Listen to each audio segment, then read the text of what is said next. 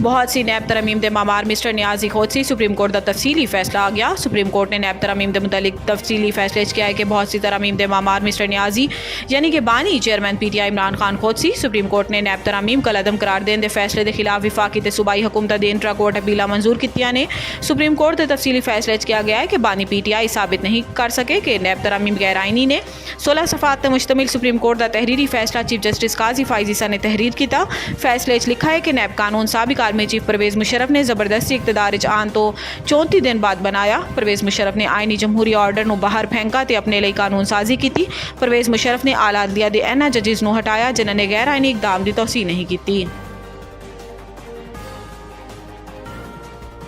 इस्लामाबाद तो 16 साल बाद पोलियो केस रिपोर्ट। रवां साल पाकिस्तान की तादाद 17 हो गई। पाकिस्तान इस साल पोलियो का एक और केस रिपोर्ट होया जिस तो बाद रवां साल पोलियो केसेस की तादाद 17 हो गई। कौमी इदारा सेहत के मुताबिक इस्लामाबाद यूनियन कौंसल 4 तो एक बच्चे पोलियो वायरस की तस्दीक हुई है जिस तो बाद इस्लामाबाद तो तकरीबन 16 साल बाद पोलियो केस सामने आया है। कौमी इदारा सेहत का दसना है कि जुड़वा शहर यानी इस्लामाबाद ते रावलपिंडी के जून के माहौलियाती नमूने पोलियो वायरस की मौजूदगी पाई गई। दूसरी जानब फोकल पर्सन वज़ीर आज़म बराए इंसदाद पोलियो आयशा रज़ा फारूक का कहना सी कि बदकिस्मती तो एक और पाकिस्तानी बच्चा पोलियो तो मुतासिर होया। हुकूमत ने पोलियो के फैलाव तो रोकने लिए जामिया रोड मैप बनाया। मुल्क पोलियो केसेस के हवाले तो coordinator national emergency operations centre Anwarul हक ने किया कि असी हर बच्चे तक पोलियो वैक्सीन पहुँचाने की कोशिश तेज़ कर रहे हैं।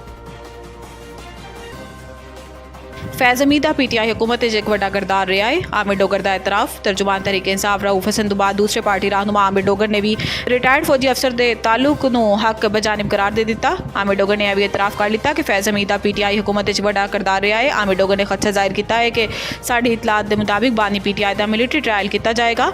इस तो पहले रऊफ हसन ने एतराफ़ किया कि फैज़ हमीद समेत पार्टी के कई अरकान तो राबता सी। रऊफ हसन का कहना है कि इन्हां दे नाल फैज़ हमीद का ताल्लुक अलेख सलीक की हद तक सी लेकिन पार्टी के दीगर अरकान का इन्हां दे नाल किस नौयत का ताल्लुक सी वो नहीं जानते।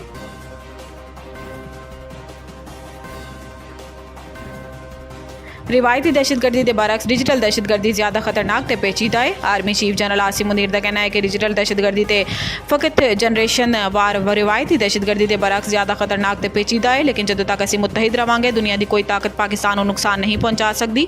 यौम दिफा पाकिस्तान के मौके पर अपने पैगाम में army chief general Asim Munir ने कहा कि 6 सितंबर का दिन तारीखी यौम दिफा वतन के नाम तो नुमाया हैसियत रखता है।